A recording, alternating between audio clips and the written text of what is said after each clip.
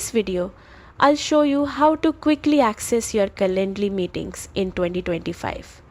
Whether you're a beginner or already familiar with the platform, this guide will make scheduling super easy. Don't forget to like and subscribe for more simple tech tutorials. Start by opening your browser and heading to calendly.com. On the top right, you'll see the login button. Click on it.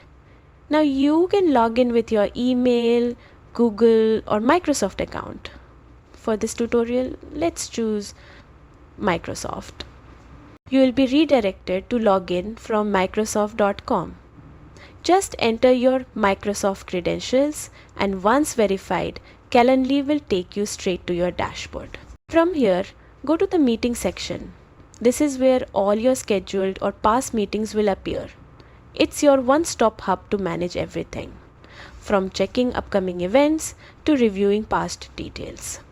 You can also customize settings like notifications, availability, and even your meeting links, giving you full control with zero hassle. And that's it. You now know how to access your Calendly meetings the easy way.